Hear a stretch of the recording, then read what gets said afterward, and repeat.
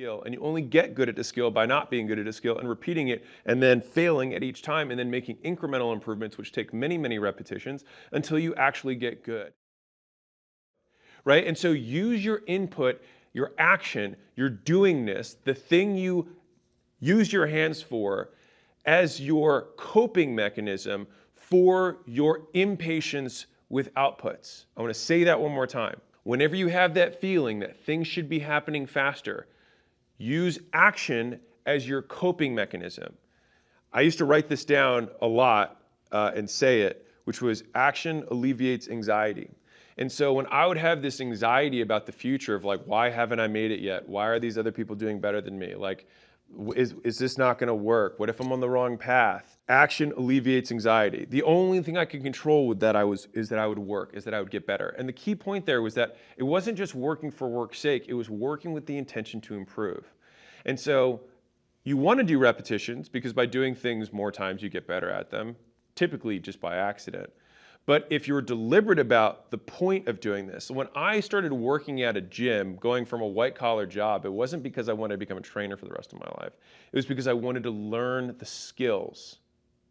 And then I knew that once I learned those skills, if I owned a gym, then I would know how to do the training part as well, and that would be good for me.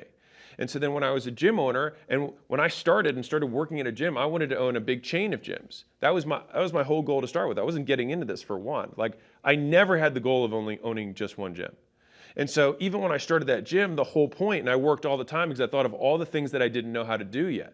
And so it wasn't about, great, I've made it, I own a gym. It was like, I'm so deprived of where I want to be. I have to fill this gap as fast as I possibly can. And so that's why I spent so much time on this and got feedback from as many human beings as I possibly could who were ahead of me. So I want to say this clearly. Once I started my gym, one, I paid for a mastermind for gym owners before owning a gym. And I did that because I figured, well, why would I start a gym until I learn all the stuff that you guys did wrong? I was like, I'll just learn from all y'all's mistakes.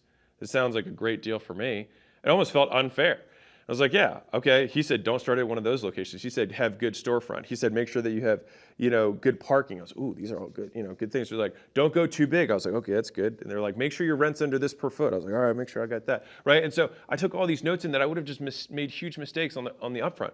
Now, once I did start my gym, what a lot of people don't know is that every weekend I would either be on phone calls or I'd be driving out to other gym owners, and thankfully, because I was so young when I started my business, they were just like, they felt bad for me. And so they would just sit there and I'd be like, hey, why do you do that? Hey, why do you do that? Hey, why do you do that? And it was like, they'd be like, God, you're such a pain in the ass.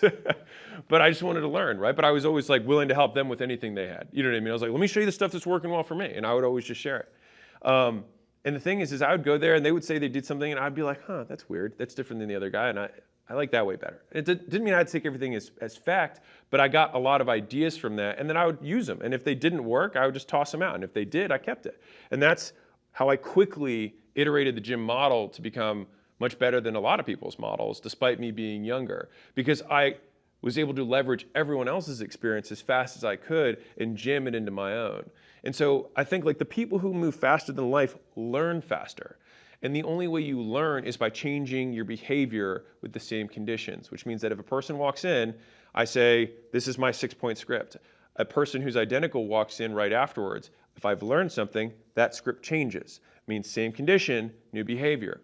And so if you keep doing the exact same thing every single day, then you may not be learning. And it's a key point. It's good to work hard, but it's good to work hard and smart, which means that the work you do gets better because you tweak things. And so if you're not documenting the process that you have, and I'm not saying you're making content about it, but literally looking back at game footage, looking at the calls you did, looking at the content you did. I do this today. People ask me like, what are the masterminds you're into? What are the courses you learn from? I have now broken apart the learning process that I have that works best for me because I see the biggest gains and improvement haven't come from advice for me, for the most part. They came from looking at data, which was, let me look at the last 2,000 ads I made. Let me look at the top 50. Let me look at what these ones have in common. Let me look at what they don't look like compared to the bottom 50. Okay, these ones have these characteristics, these don't. I'll do more of this and less of that. And then I do another 100 ads and I look at the top 10 again. I say, what do these ones have that these ones don't? And I do that for sales calls. I do that for content. I do that for meetings. I do that for businesses. in general when you start zooming out.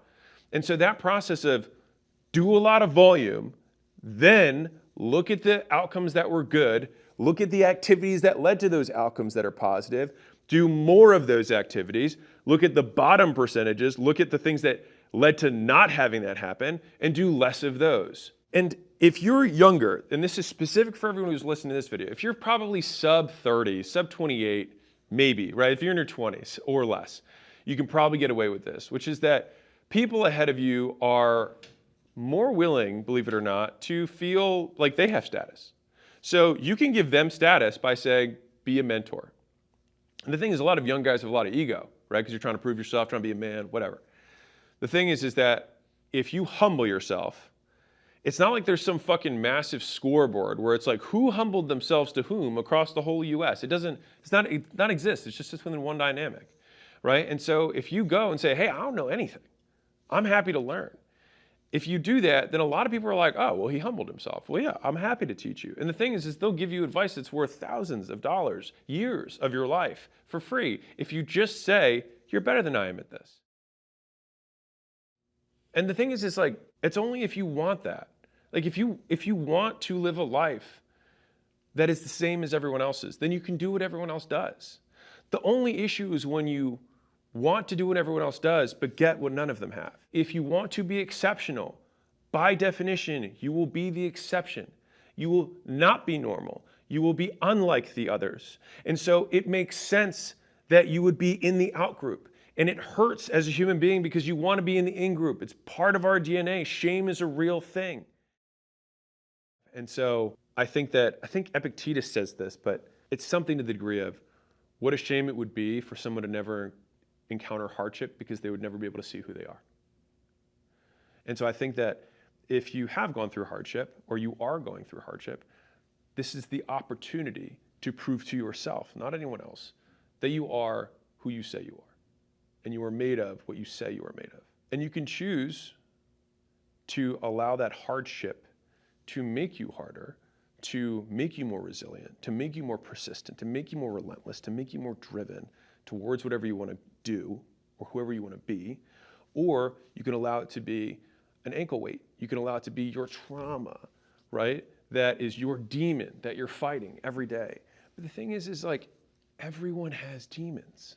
Everyone has hard shit. And if you wanted to design the perfect version of you, the savage competitor, the gladiator at the end of the life that has the scars and the scraggly beard, but has been through shit and has done things and has realized their potential, what would you do to maximize the likelihood that you become that savage hero? Would you give them the padded lifestyle? Would you give them the immediate win? Would you give them the easy life? Probably not. You would probably put you through what you're going through right now to become that person. And so why would you resent the chapter you're in because it's a requirement for becoming who you say you want to be? Everyone respects the man who works. Because as men, we are always judged by what we can do. And if you are doing things, then people know that you are contributing. That is how you prove utility. Work ethic is the currency of respect. If you want to earn respect, you earn it through work. And sometimes that's working on yourself, that's sometimes working on a skill, working on a product, but it is all through work, through effort. I'll tell you something that shifted my life, which is that entrepreneurship is not a game of best man wins. It's a game of last man standing. And there's a lot of games that are like this. And fundamentally, that's an infinite game frame versus a finite game frame. And I will read you the quote that Layla had framed and put in my office. Ask the girl, shoot the shot, launch the business, run the ad, quit the job, take the risk, because when you're 85 years old and on your deathbed, you're not going to wish you had fewer crazy stories.